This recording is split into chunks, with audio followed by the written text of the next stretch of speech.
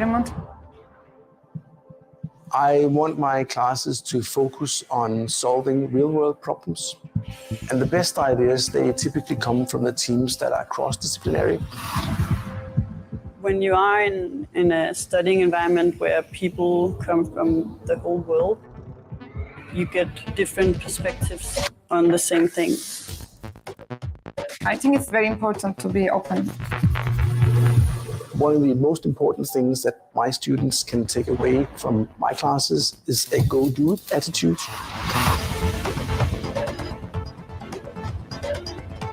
My interests are really on doing something about climate change, which will benefit all of us.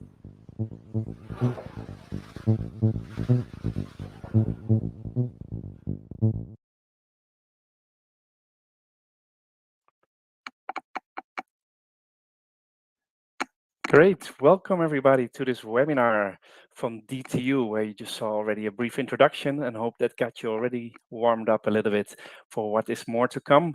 In the next 40 minutes or so, you will hear from the staff and students about the experience, what you can maybe have at DTU as well to kickstart your career, as the title of the webinar goes. My name is Luc Mulling. I'm the moderator of today, and I'll briefly explain to you a couple of the interactive options that we have for you.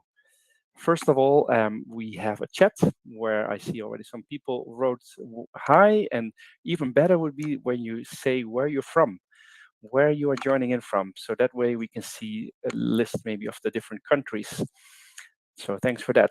The questions, however, you can write those at any time through the panel called questions at the right bottom there. So there you can write them. Since we are expecting quite a lot of people to join, do also maybe wait with some of the questions until you've heard some of the presentation, because maybe it is explained already. And we will be dealing with the questions at the end. So then we will be able to answer the live questions.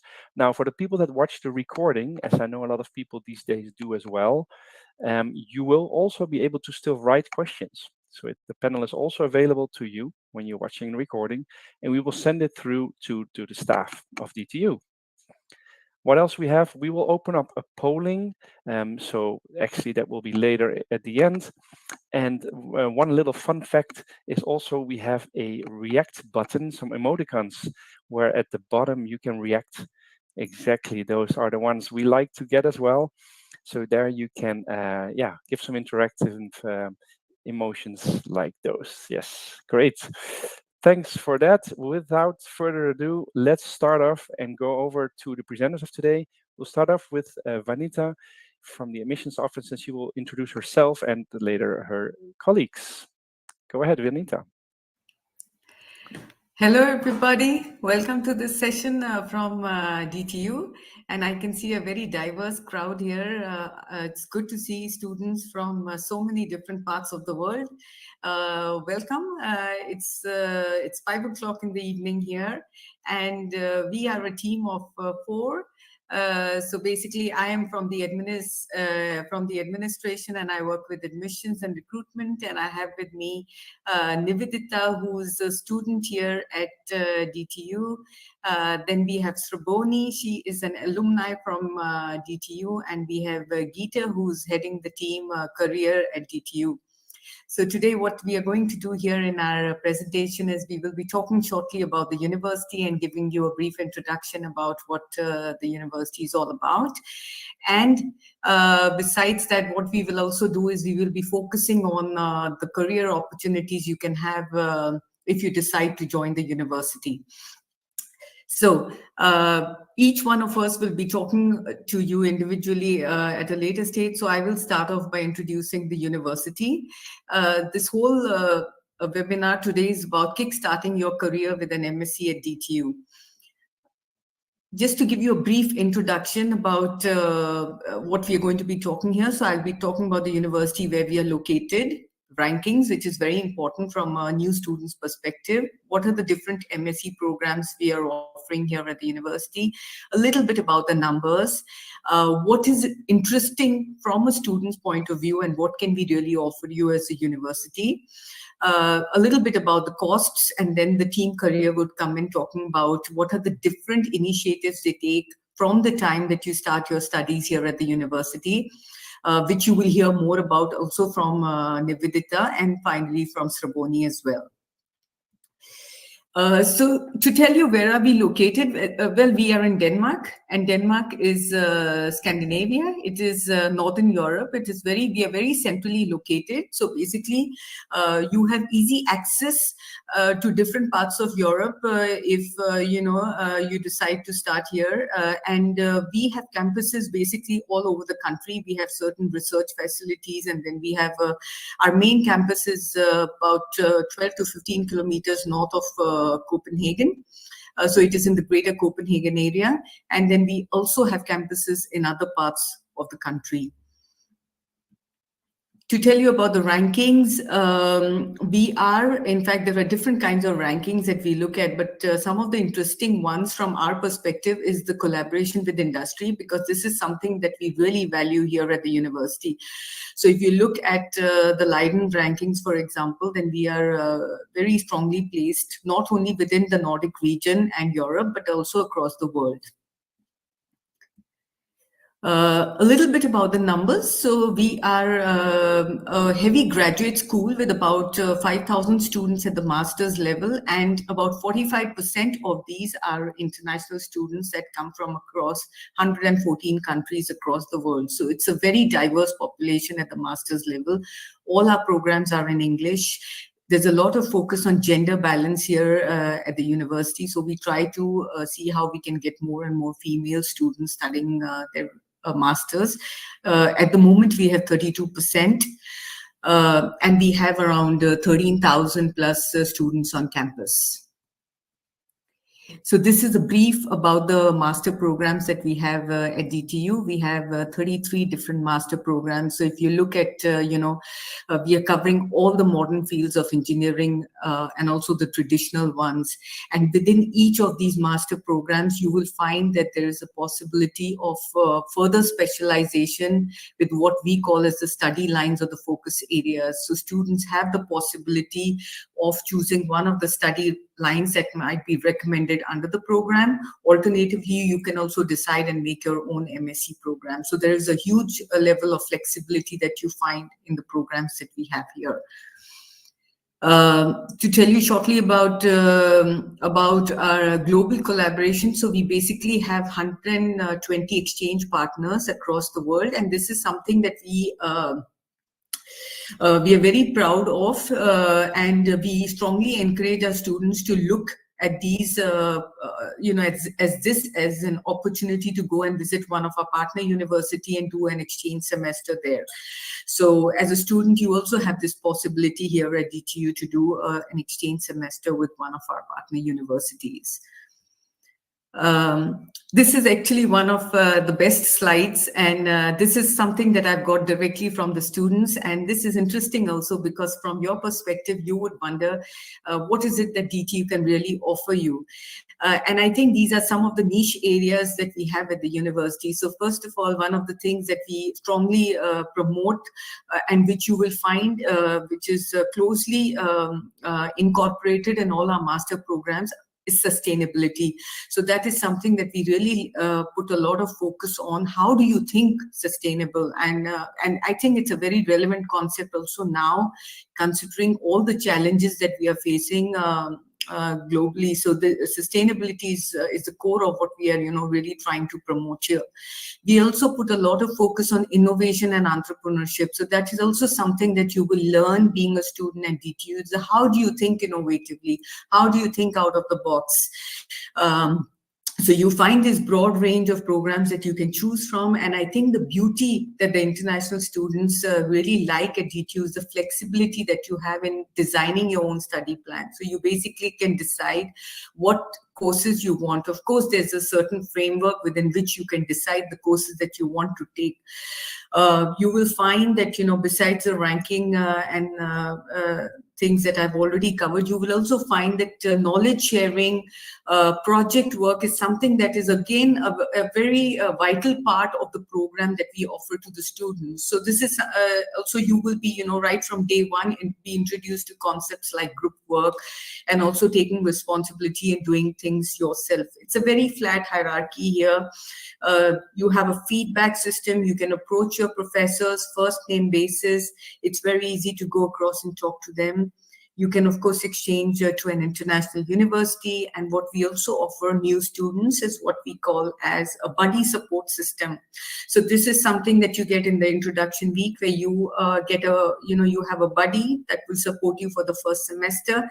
And we think it's very important for new international students also, in terms of, facilitating your easy transition into studies and, of course, your life here on the campus. So this is about the university briefly. Looking at the costs of the master programs, they are the same across all the master programs. So for non-EU citizens, it's 30,000 euros for 2 years of your studies. We have a limited number of tuition fee waivers that you can apply for. They're highly competitive and they're merit-based. The cost of living approximately per month here is about 1,200 euros. And yes, it might sound daunting to begin with, but then you can always work as a student. So you have the possibility of working as a non-EU student. You can work for maximum 20 hours per week. And in the months of June, July, and August, you can work for 37 hours a week. So this is about, just giving you a little teaser about the university, but the main area that we really want to focus upon today is the career services. And that is what my colleague Geeta is going to talk to you about. So over to you, Geeta. Thank you, Vanita. My name is Gitte, and I am the team coordinator at DTU Career Centre. I have a background as an engineer, actually chemical engineer, and I work as a chemical engineer within research and development, consultancy, and sales and management. So this is just my short background. And if you come to DTU, you will get to know me, because I'm all over the place together with my colleagues. But let me get back to the presentation. Our mission, I will let you a little bit know about that, and also what do we offer DTU students. Our mission is actually to connect DTU students with all companies in Denmark. And our approach is that we'll offer you on-demand content.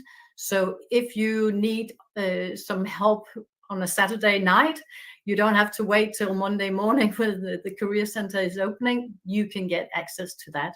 We also give you personal guidance, and we give you access to Danish companies.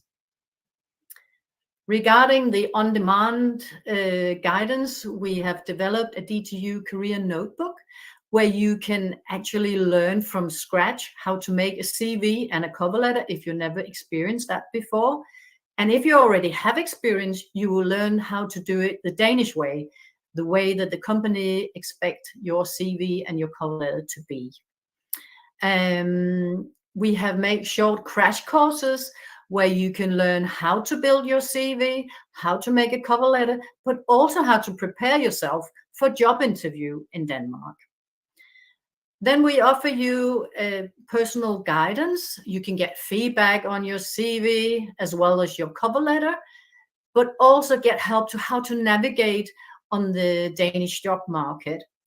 We have a DTU job bank where you have access to, and it's here that the companies will post things for project collaborations, as well as student jobs, internship, and jobs when you graduate as well.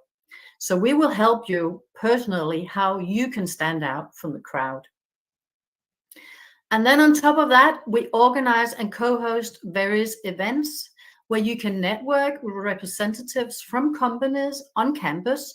That will be, for example, DTU Career Week. We could do it during workshops. and also industrial talks and visits in companies. And all this makes students confident and determined and successful with your job hunt, whether you do it during your studies or when you're just about to graduate. Right.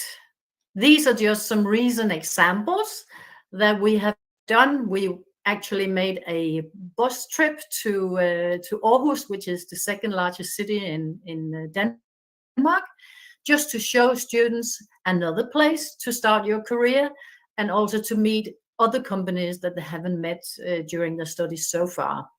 Here they're walking in the old part of Aarhus. You can see the nice concrete streets and the little tiny houses. There are some photographs from companies' visits, and the last two photographs you can see that we organize very informal career fairs and bazaars where you can meet representatives from companies in one-to-one, and that's an important thing.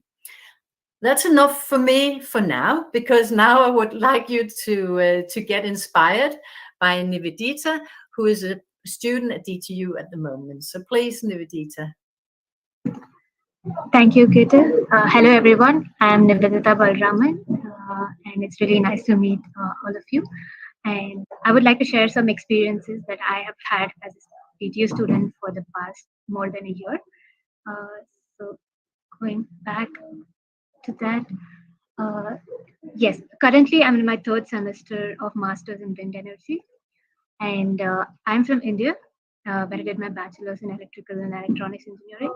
And after graduating, I worked as a project development engineer at a global wind energy company, DNV, for 2 years. And then I wanted to pursue my master's at DTU, since Denmark is a hub for research in wind energy. It has been a great opportunity, and as a student, when you first move to a new country and culture, it is normal to be lost, which I was, but I dealt with it by pushing my boundaries to go out and participate and get actively involved. So it is very important to initiate conversations, be open and curious to learn diverse perspectives. And another opportunity was joining student organizations, which are plenty at DTU. So there are student organizations for your study line as well, and which creates a wide network in terms of either professional or social circles. So I learned a lot of skills by being part of many student organizations. To name a few, VESA, which is my Wind Energy Student Association, so that is a student organization, and I am currently in BEST, Board of European Students in Technology, and I'm the Vice President for Corporate Relations.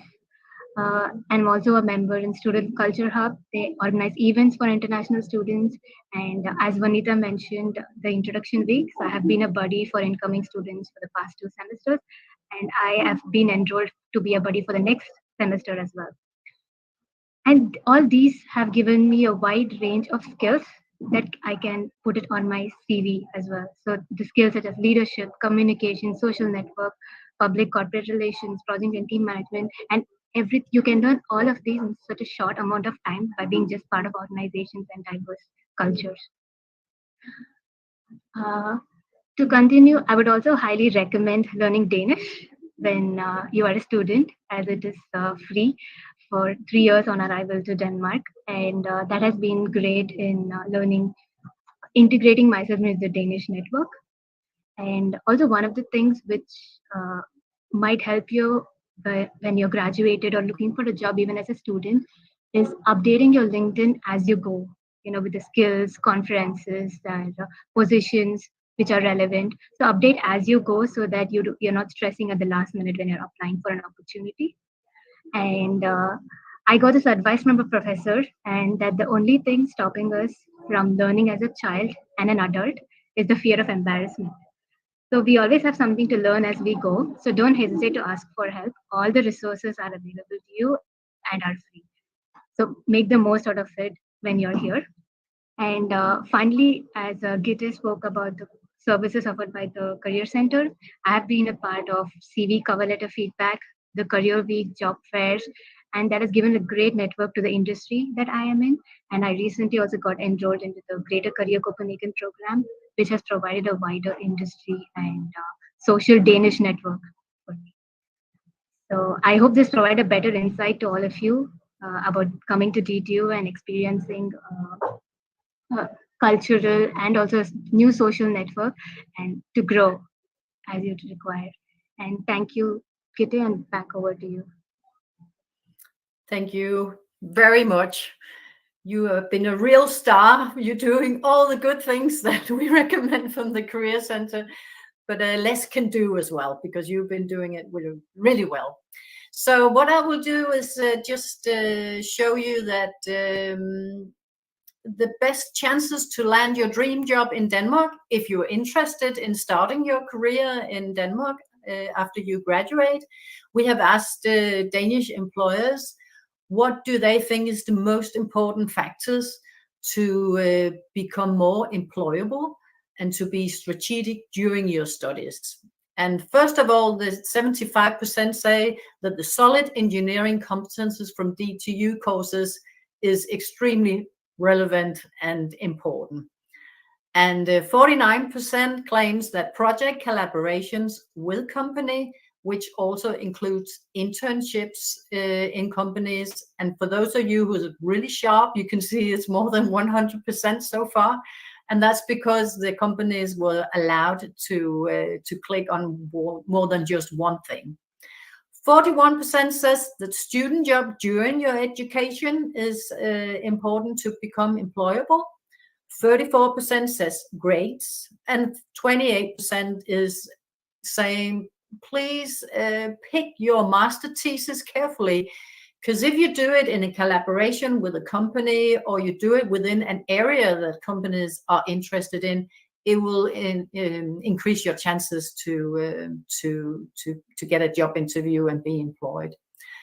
And then 13% says that innovative activities and entrepreneurial activities are important too. So this is from our point of view from the Career Centre. But now you should meet Sraboni, who has actually tried it out herself. So please, Sraboni, please let us know what was your way out to the Danish job market. Hi everyone, I am Sraboni Barua and welcome.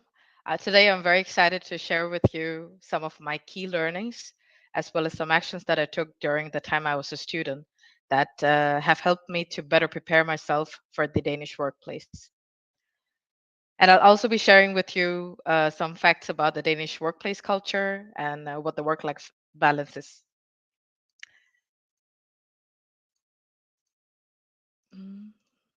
Yes. So just to give a little background on myself, I'm originally from Bangladesh. I moved to Denmark in 2017 to do my master's in architectural engineering at DTU. It was during my studies that I really found my passion for sustainability. And if you have heard, Denmark in general has a lot of focus on sustainability, which is why also DTU has a lot of focus on sustainability in their courses and degrees. And I have to mention again what Vanita had told you guys. One of the things that attracted me to apply to DTU was that in addition to having some mandatory courses, for the majority of the courses, actually, the students themselves can choose from a list of recommended courses, meaning you have the flexibility to basically design your own masters based on what are your specific interests. So I graduated in 2019, and since September of that year, I've been working at a manufacturing company called Danfoss. I got into their graduate program, which was for 2 years. And like all other graduate programs, you get the chance to move around in the business and try out different projects. And since last year, I've been working as a product sustainability specialist. So my main responsibilities would be to work with some sustainability assessments of our products, to work on sustainability topics such as decarbonization, circular economy, life cycle assessment, and also work on some product compliance topics. So I thought I would share a fun fact about me. I actually learned to bike because I was coming to Denmark. So at the age of 24, it wasn't easy, and it did hurt when I fell, but I managed to learn it, and it was the right thing to do, as you will see. Danes love their bikes, they love biking, and actually there's a great infrastructure in Denmark to bike. So I do have a few recommendations from you for you from when I was still a student, and it echoes pretty much what Vanita, Gire, and Nivedita talked about. So the first thing I would recommend you to do is set your priorities. Ask yourself, how important is it that you start working straight away after graduating? Or is it okay that you have a gap between graduation and starting your job? Because that will really help you plan when should you really start working on your CV, start looking for companies and jobs. And as they've mentioned before, getting a student job or doing some collaboration with companies, for example, on your master thesis, is a great way to get your foot in through the door. And personally, for me, I would actually recommend that you start working on your CV no later than the second semester. Because if you think about it, in your final semester, you'll be so occupied with your thesis that you won't have time to do anything else. And good news for you, the DTU Career Centre provides a lot of these resources, as you've just heard about, and it's all free. So please make sure that you grab this wonderful opportunity, which brings me to my next point. All these resources are available, they're free. So it's up to you to take responsibility of your own life and future, and you need to be proactive. And you need to step up to the occasion. So make sure you do your research, you take targeted action. There's a lot of things happening at DTU and also in Copenhagen. There's a lot. I think one of the things that impressed me the most is there are so many events about career. It could be career workshops, CV workshops, company events, and most of them are free. And the best part is that they often have free food, which really motivated me to join. So the next thing I also want to mention is that please make sure you start working on your CV and LinkedIn profile, because each country has its own way of writing the CV and cover letter. And in Denmark, they really make use of LinkedIn. And I have to share a story. I actually had my CV reviewed for the first time by Gite here at the Career Centre. And let's just say that original version has not survived. And in fact, if you look at the photo of me on the top right corner, that was the original photo that I had put on my CV and LinkedIn. And then Gire was nice enough to tell me that you look so serious, Raboni. You need to show your personality. You need to look approachable. So here you have my second attempt at appearing myself. And I also want to stress that you need to find a way to show your personality and to appear approachable. Because imagine for a company, they will be getting so many applications, and maybe a lot of them will have the same qualifications. So, what will make you stand out? And one way to do that is to make sure, like Nivedita said, show that you have been doing something other than your studies. It could be that you're volunteering, you are doing some part-time job, internship. It doesn't have to be that your job is necessarily related to your studies, because even from working any other job in Denmark, what you will learn is how to work in the Danish workplace. What is it like? And it will show the person reviewing your CV that you've actually made an effort to learn about the Danish labor market even before you graduated. And for sure, you will learn something yourself. In fact, I did not have a student job when I was doing my master's. But what I did do is I actually coordinated 3 of the introduction weeks. In doing so, I met so many students. I learned a lot about the Danish workplace. Then I actually worked in one of the retail shops in Copenhagen. And again, I got to learn a lot about the Danish workplace. And so getting my job right after I graduated was very much dependent on all these things I learned and also my engineering competencies that Gita mentioned. And I also seized the opportunity to join as many CV and career events as I could possibly join. Which brings me to the next 2 points is communication skills are key, not only in your career life, but I think many of you will agree it's also key in your personal life. So please practice pitching yourself and network, network, and network. The first time you pitch yourself shouldn't be to a company person at a career fair. It should be in low risk settings, introducing yourself to a new person at a party, for example, or the introduction week. So try practicing in low risk settings while you're still a student. And the more you will do it, the more confident you will become and you will know exactly what to say. And a diverse network is a good network. Try to meet people outside your study lines or your immediate circle. I personally think it was a great idea for me that I actually lived in a Danish dorm for 1 year, because that way I got to make some Danish friends, got to learn about their culture, but there were also international people there. So please, again, be proactive and seek out all these opportunities to network, because the more people you know, the more opportunities will appear.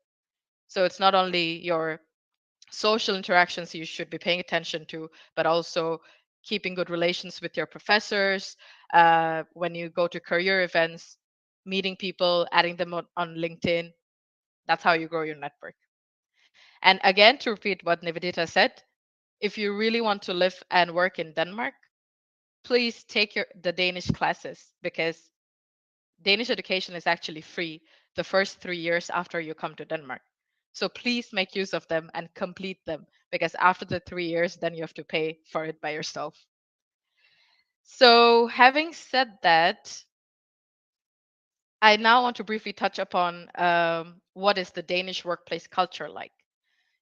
And I'm happy to report that it definitely has a flat hierarchy. You call everyone by their names, regardless of their position, age, gender. In Danish culture, it's what is really valued is that you're able to work in and as a team. And you'll notice that in DTU, they make you do a lot of group projects. So it's good practice. But what is also valued in the Danish workplace is that you are proactive. You take responsibility. In fact, they trust you with taking responsibility from day one. No one is breathing down your neck. You're treated as an adult who can do their job and get it done. So it's really a great working environment and you feel empowered. And I'm again happy to report that there's flexible working hours. There's nothing like clocking in, clocking out, well, unless you work as a consultant. So there's a very good work-life balance, because you can easily have some personal appointments, such as a doctor appointment, and you can fix your schedule around it. What the manager wants is that you are working well and you are delivering it. They are not particularly strict about the time and how you do it when you do it. But of course, you have to turn up for your meetings. Again, like I said, it's a flat hierarchy, meaning there's informal communication. You are expected to speak up. You don't have to ask for permission. And you can speak openly and freely. And that is how we get to the best of solutions. Everyone has a say. And one of the things I personally respect is also what Nivedita said. Don't feel embarrassed to admit that you need help or that you don't know something. What I really respect is that people in leadership positions in Denmark uh, are open to admitting that they don't know something. So if you ask them a question and if they don't know the answer to that, they are very open to say that, hey, I don't know the answer to this, but I can have a look at it, or let's look at this together. So it's not top down, or it's not only bottom up, it's both ways, because there's no end to learning. So good communication skills are crucial. And finally, punctuality. Danes are notorious for being on time. And I had to learn that personally, because I do come from Asia. So I couldn't use that excuse of, I'm stuck in the traffic, I'll be right there. So I really had to learn to be on time.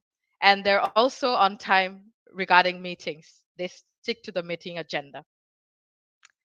So you have to be on time. And I really, really learned to respect time from the Danes. I have to admit that. And finally, my personal favorite is cake. Danes always find an excuse to bring cake to the office. And now we have learned that as well. In fact, one day, one of my colleagues brought cake to the office, and she sent out an email saying, "Hey, there's cake in the kitchen because it's a Tuesday." Great. And the other thing is that we have this Danish tradition at the workplace called rundstykker, which means breakfast rolls.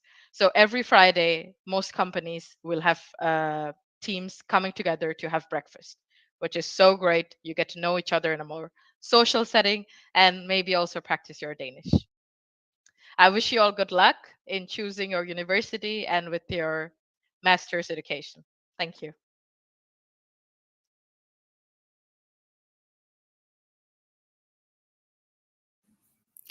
Thank you very much, Shraboni.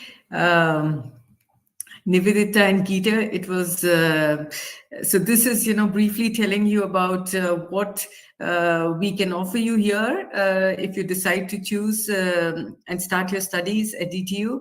But I think the big takes from this session should also be what Nivedita and Shraboni have spoken all through, and that is that, it is a country where you need to be proactive. It is a country where you need to be able to, approach people. You should be able to ask questions. You should be able to come out of your shell.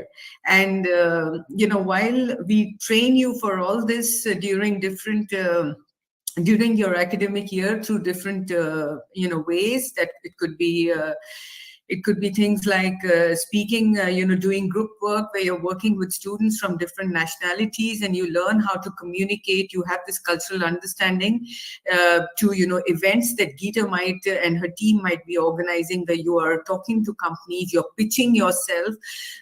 It is definitely something. It's a great opportunity, but you need to have the right mindset to really enjoy being being successful here in Denmark.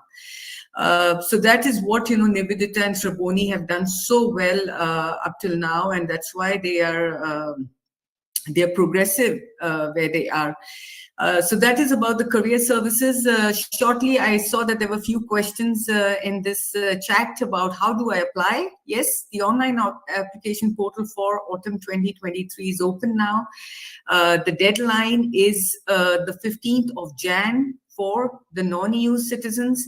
For the EU citizens, we are running a new admission process this year, and you have different rounds of admission, the first round and the second round. The first round, the deadline is the 1st of March.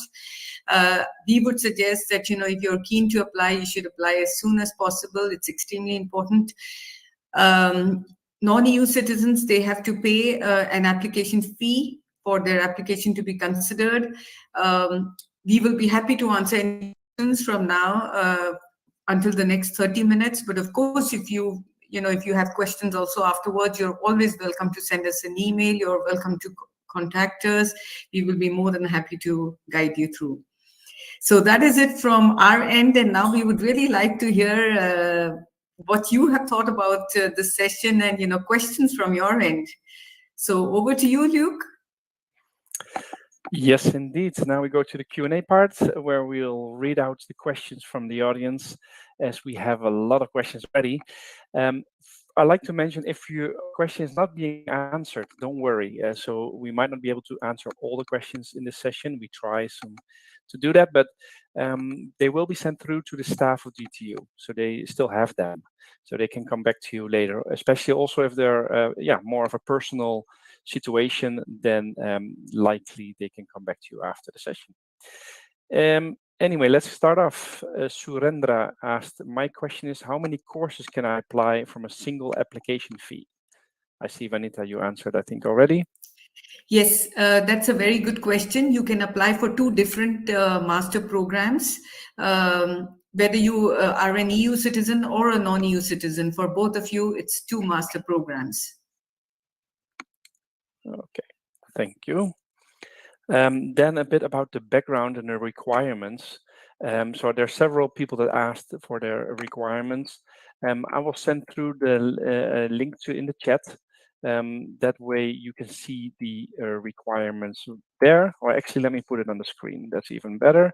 So I'll post it right here on the screen. You can click on the link and it will open, and then you can check it out at your own pace, maybe just after the session.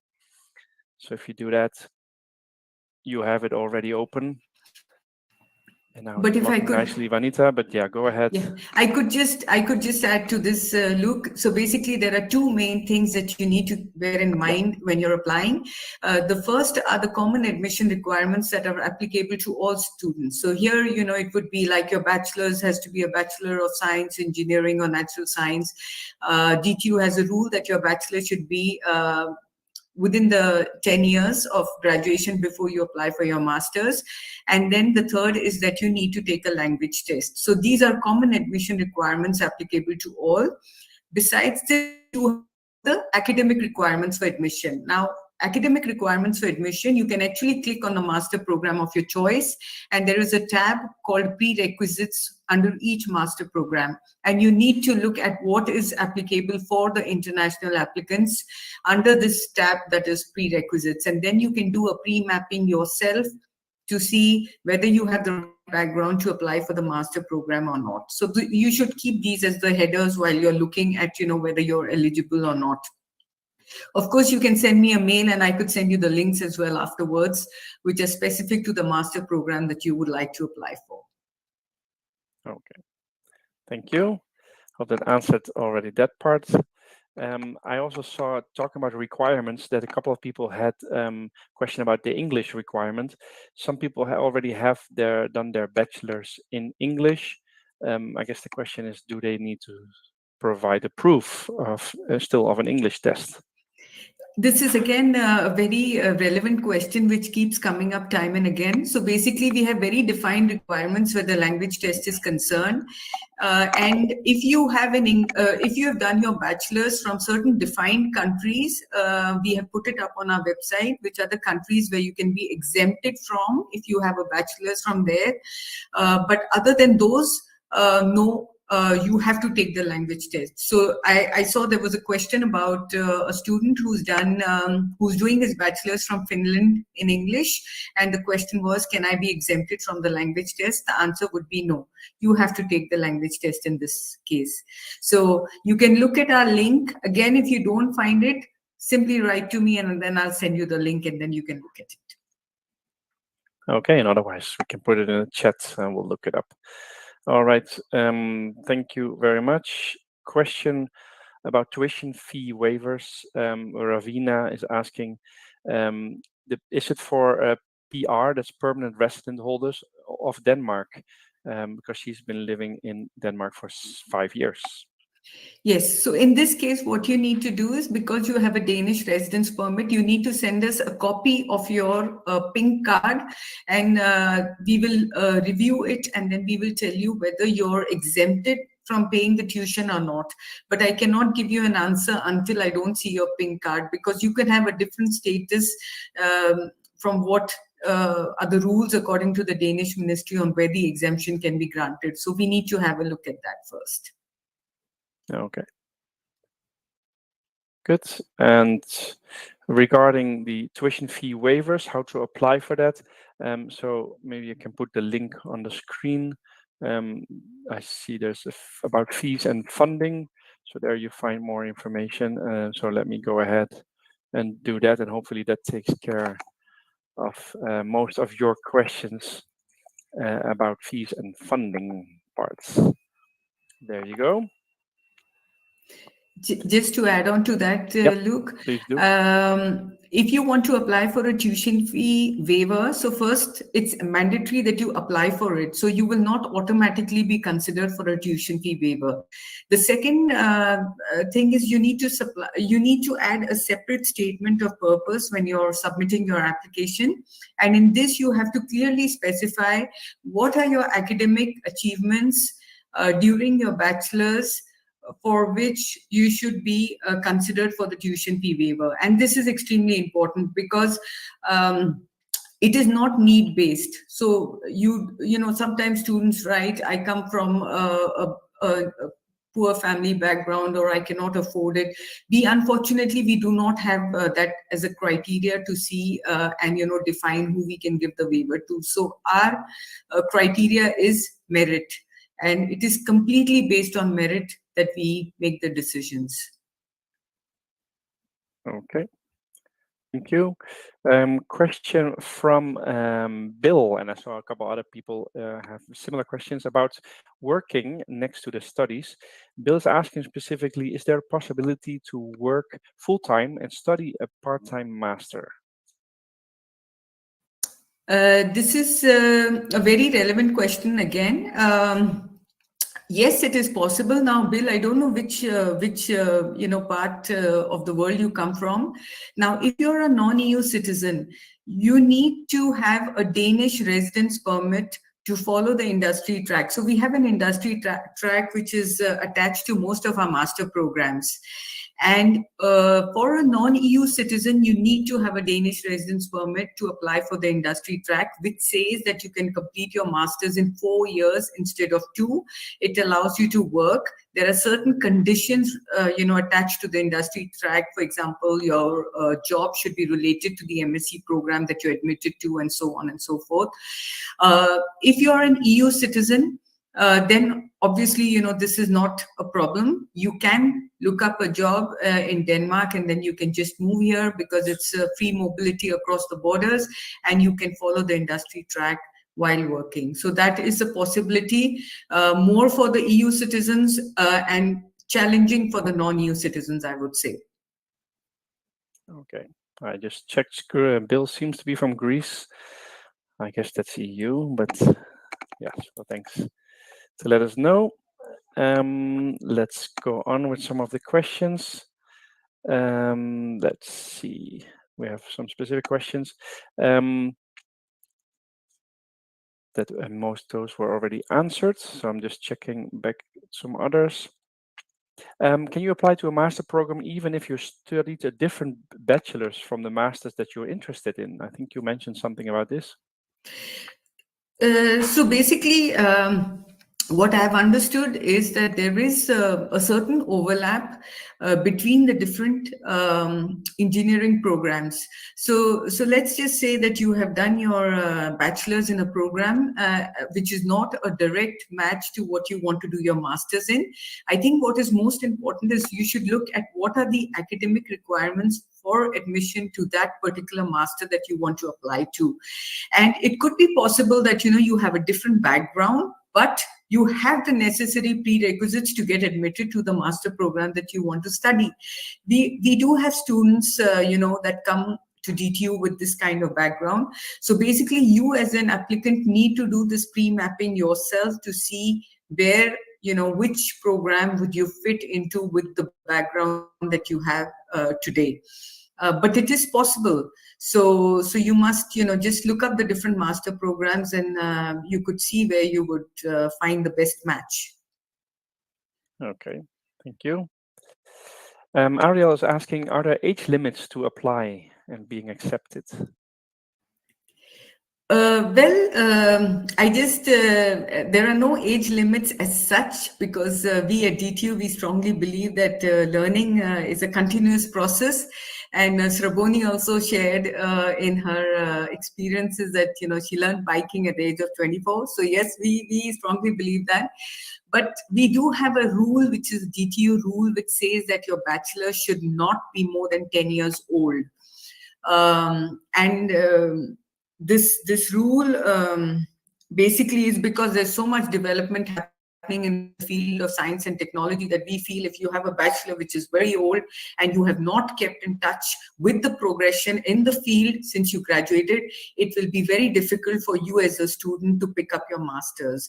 But having said that, let's just assume that you have been working and you have worked in this field since graduation, and you have a solid work career after that, and now you want to do your master's, then you can always apply for a dispensation from this rule.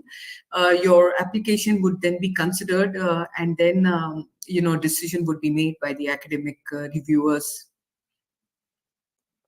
Okay, thank you. I hope that answered that question. Samuel was wondering, is there a way to have feedback on the application prior to submitting it? So basically, we do not offer a pre-assessment of applications here at the master's level, because we also think that the students who enter the master programs, there is a certain level of maturity that is already, that they already have. And we feel that with the information that we have on our in a position to do a pre-mapping and doing an assessment themselves. So it would not be possible for us to do this, and we also get around 2,000, 3,000 applications in the autumn intake. So it's a big intake for us, and it's not possible for us to offer this kind of service. However, you could look at the website, you could look at the pre-mapping template, and international students are doing pretty well in terms of sort of mapping out their competencies and applying for the right program. So I think that's something that, you could also do as an applicant. All right, thank you very much. Question from Altamash: is GRE required for admissions? And if not, does taking it help with admissions? No, it does not, because we don't ask for the GRE, so we do not consider the GRE scores at all. Okay, you answered it already also in the written, adding that there is a GPA requirement, a minimum of 75% of the attainable local grades. So I think just to add to that. Let's see other questions. Eka is wondering about the language test. It stated that the minimum IELTS score is 6.5. Is there a minimum score for each section, or is it the overall IELTS? It's the overall IELTS that we look at. Okay. Thank you. All right, Genevieve, how can I apply for graduate studies with a scholarship? I'm interested in the environmental engineering program and ask about the requirements. So we did share some of the fees and funding options. Is there anything else you can add to that?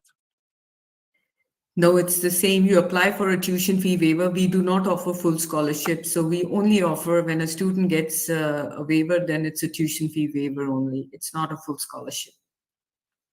Okay. Thank you. Just to clarify that.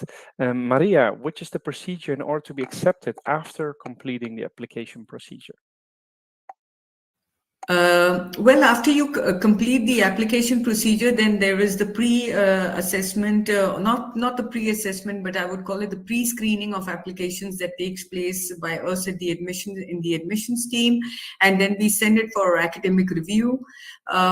We try and give you a reply on your application. It's going to be on rolling basis, but we are going to try and do it like hopefully within 6 weeks of your having submitted an application. And then we have also put up some deadlines on the website on what would be the latest date that we would revert to you on the different rounds of admission. So that should sort of give you a very good idea on how we would be working on the next stages after you have submitted an application.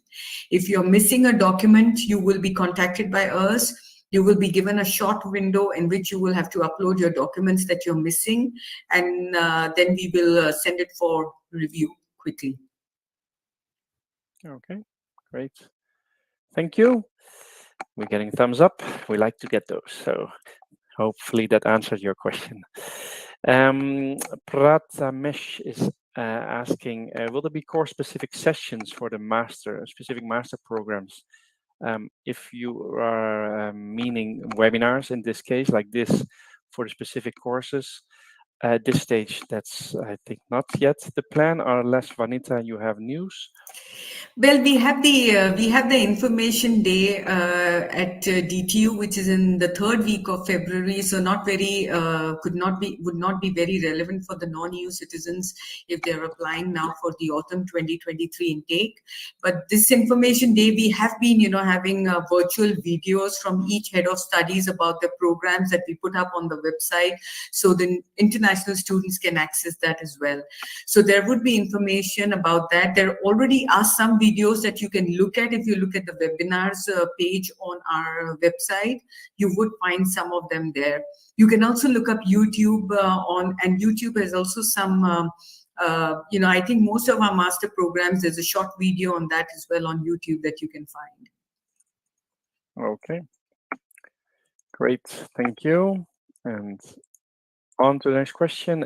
Carolina is asking, how do supplementary educational activities look like? If I don't have all the requirement courses at the moment of application, can I still be admitted and take supplementary classes? That's really it's not a very I cannot give you a very generalistic reply here. It really depends on an application and on the academic reviewer. If he thinks, for example, you're missing 5 ECTS and that's something that you can do, he will of course look at your whole profile, or he or she, and depending on their assessment, if they feel, then they might make it as a suggestion that but sometimes what students do is, if the application is rejected and the reasons for rejection, sometimes applicants also build up their competencies themselves and then apply in the subsequent intakes that follow. So it might be difficult to say that you're, conditionally admitted and approved if you take these courses, but it's up to an applicant if they want to build up their competencies and apply afterwards. Okay, thank you. Let's see, Abdul is asking, do students with job experience get a higher possibility of getting admitted than those without? We don't have a job experience as a criteria for admission, so we would not sort of make it as additional points to an application. Your application would be on the same footing as another student who might have just graduated. However, I mean, that's one side of the story as far as admissions go. But then, you've heard Nivedita talk about her job experience and how she's learned and how she's grown through it. And then she decided to do her master's. So if you talk to Geeta, for example, or you talk to Nivedita or Sraboni, they can tell you how your job experience can help you get a student job maybe, or even strengthen your profile when you're looking for a job in the Danish industry, but not as far as admissions is concerned. So probably Geeta or Nivedita, do you want to add something to this? Yes. So having an work experience before coming to DTU is definitely a plus in the context of how the industry works already. And what are the skills that you might want to develop, and you have the resources here to develop yourself as well. So it might be much more easier. So you might have an added advantage while you're applying to companies here, because you have already the relevant skill sets that are required for the positions, and you don't have to learn it at the moment. So you might find it easier to apply to positions when you move to Denmark or when you're starting at DTU, as opposed to people who just graduated and are coming to DTU. So they will need some time to develop few skills and then apply to positions. And that also depends on job to job. So it depends on what kind of opportunities you're looking. Okay. Yeah, I 100% agree with you, Nivedita, and we're more than helpful to give you some information on how you can use your experience in a future career in Denmark, whether it's a student job or when you graduate. Okay, thank you. That is very useful. Question from Paula: is it possible to start the master in August? But actually, I'm getting my bachelor degree diploma in September, because the terms and times are different. She's from Germany. So as long as you've finished your defense and as long as you've finished your bachelor studies before DTU semester start, you can start your master's. And then if it's just a question of the last documentation that we need to have from your home university, then we can give you a deadline, on a case-to-case basis in September for the submission of the final documents. But the mandatory requirement here is you should have finished your thesis and your bachelor studies before DTU studies start. Okay, thank you. Let's see. I have a question. Well, maybe still to clarify about the English requirement. Eka is asking if the minimum English score has been met, does the selection process also take into account the English test scores, or is it purely based on the academic scores? It's purely academics. Okay, great. Thank you.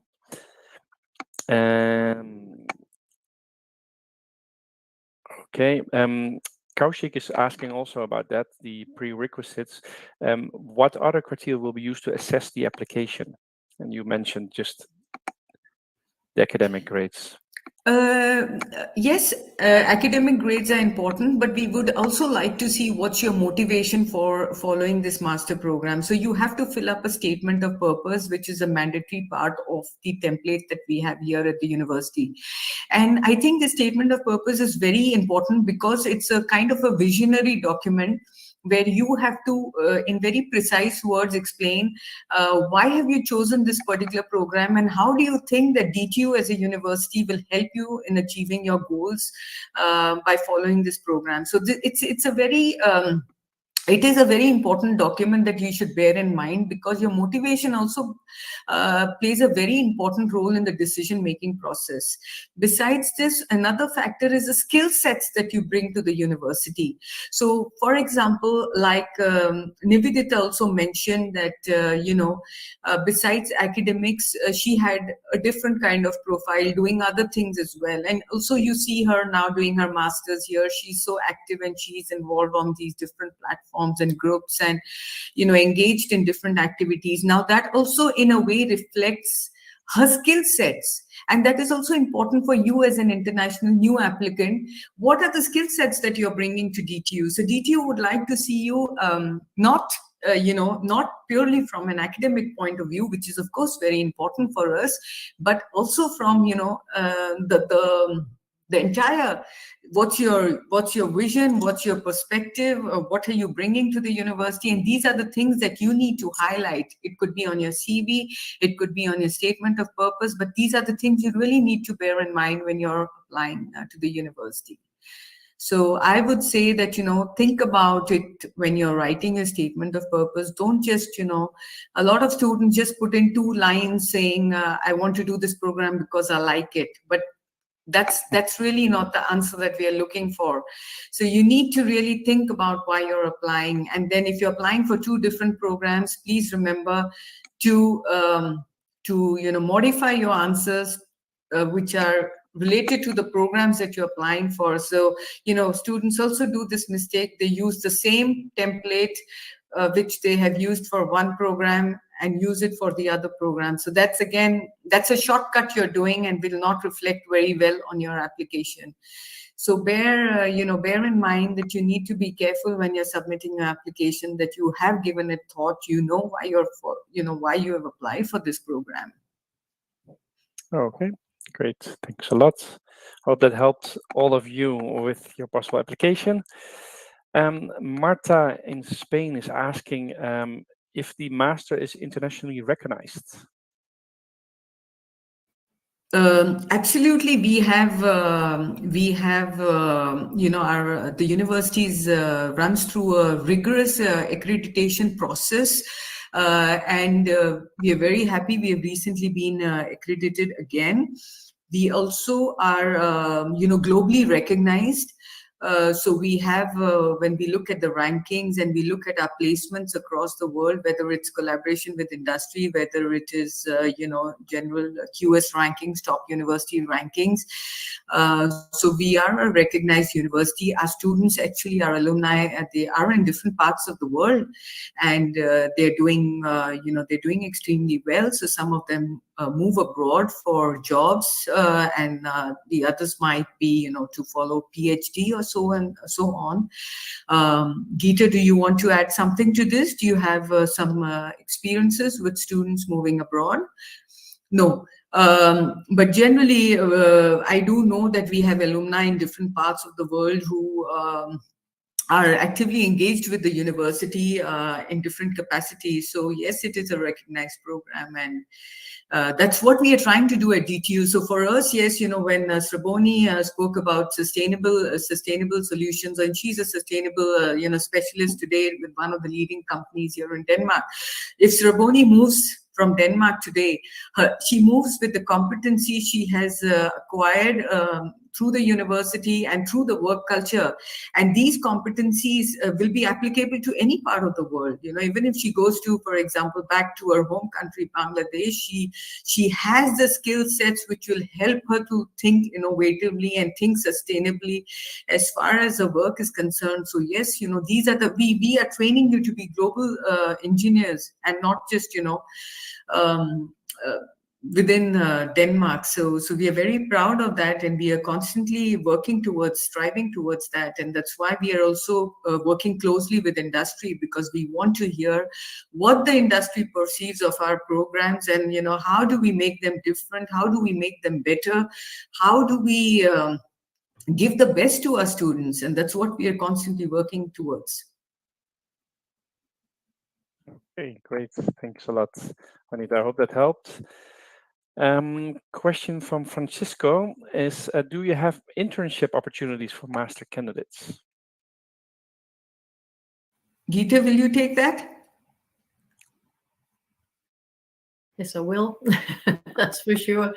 You can find internship offers in jobbank.dtu.dk, but it's also normal to try and find it yourself unsolicited. So again, like Sraboni was talking about, network, and that means both with your fellow students, but also with the companies and so on. So you can actually approach them and ask if it's possible to do an internship. You can also find internships on linkedin.com, where companies are posting internships. But so can you do it? That it is quite normal. You can definitely do it, but there will be less internship posted than so that's why you have to try and create one yourself. But companies are interested in it. Okay, great. Thank you very much. We're getting to the end of the session, so I'll still pick one or two questions. Again, don't worry if your question is not answered. There are some maybe specific personal statements or questions, so they can still be taken offline. Vanita and her team do receive these questions, so they can still come back to you, likely by email. I think we have answered most of them. But also for people that are watching the recording, also to mention, you can still write your questions. So you can still write them there. We will also make sure that Vanita and team gets them. I have given the email to admissions in the chat as well. So I will, if you look down, well, I will paste it again at the bottom. So there you can find it and contact them if needed. So we do have a student community, so that's opened up for you just around this webinar. So basically, you all can connect with each other. There we have a lot of people in the session, a lot that you probably saw from the same country as you. You can, exchange chats, network, and maybe help each other even, who knows, with housing and other matters. That's the idea, that you also can connect and network with each other.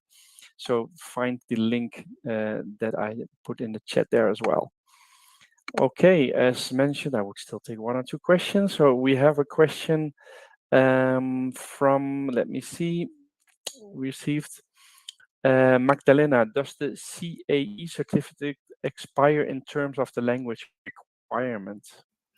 No, it does not, because we have been told that CA is a lifelong test. So there's no expiry date to this one. So even if you have taken it back in 2004, 2005, it is still valid. Okay, great. Thanks a lot. And Virginia is asking, and I see some other people, if you do not meet the required ECTS points, for example, she had 6 from her bachelor's, but the credits needed seem to be 10. Would it be a problem? And if I do not fulfill the total amount of credits, and what to do? So basically, a detailed academic evaluation can only happen after you submit your application in the system. So I think, if you're unsure about where you're placed and you still think that you have roughly most of the requirements, then I think just submit your application. You would get a detailed reply. If you're missing some ECTS, you will be told about it. And then it is entirely up to you if you would like to, build up your competencies and apply in the following intake. So you can, we know applicants do that. So that is one of the ways of going ahead. But the assessment will only happen after you submit an application. Okay, great.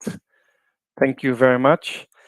And with that, we will slowly round off the session. I will share the link of the application procedure one more time.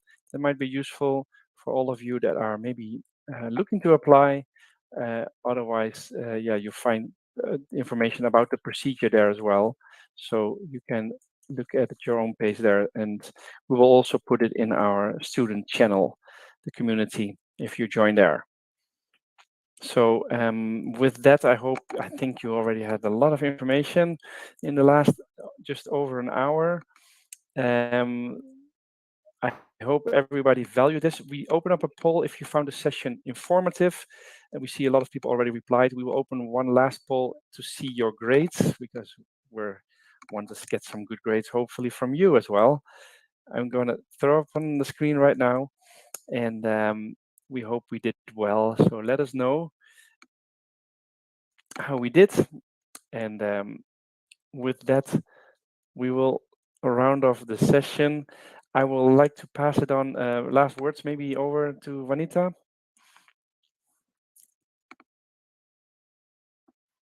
Then we can finish off the session. Thank you.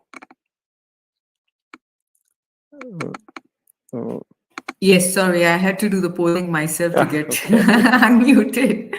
Okay, I just want to thank you all on behalf of DTU for the time that you have, spent with us here at the webinar. Some of you would be seeing this recording later on. You're always welcome to write to us.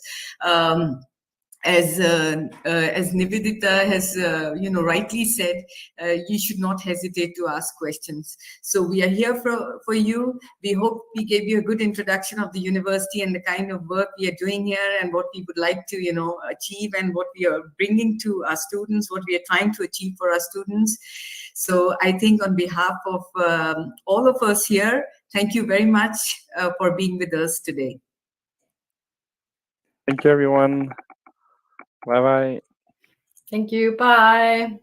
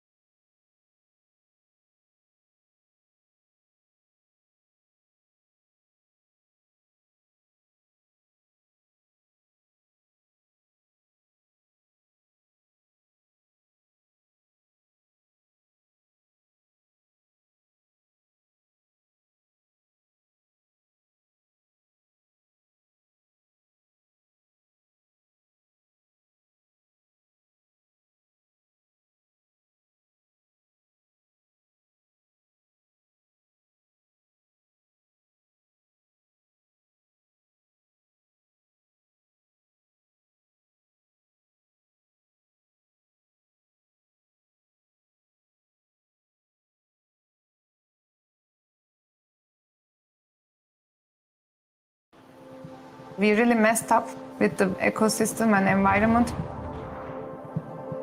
I want my classes to focus on solving real-world problems. And the best ideas, they typically come from the teams that are cross-disciplinary. When you are in a studying environment where people come from the whole world, you get different perspectives on the same thing. I think it's very important to be open. One of the most important things that my students can take away from my classes is a go-do attitude.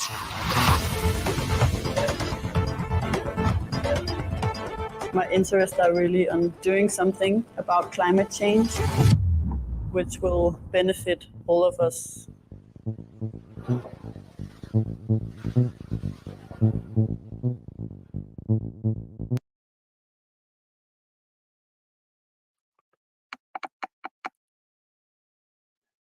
Great. Welcome everybody to this webinar from DTU, where you just saw already a brief introduction, and hope that got you already warmed up a little bit for what is more to come. In the next 40 minutes or so, you will hear from the staff and students about the experience, what you can maybe have at DTU as well to kickstart your career, as the title of the webinar goes. My name is Luc Mulling. I'm the moderator of today, and I'll briefly explain to you a couple of the interactive options that we have for you. First of all, we have a chat where I see already some people wrote hi, and even better would be when you say where you're from, where you are joining in from. So that way we can see a list maybe of the different countries. So thanks for that. The questions, however, you can write those at any time through the panel called questions at the right bottom there. So there you can write them. Since we are expecting quite a lot of people to join, do also maybe wait with some of the questions until you've heard some of the presentation, because maybe it is explained already. And we will be dealing with the questions at the end. So then we will be able to answer the live questions. Now, for the people that watch the recording, as I know a lot of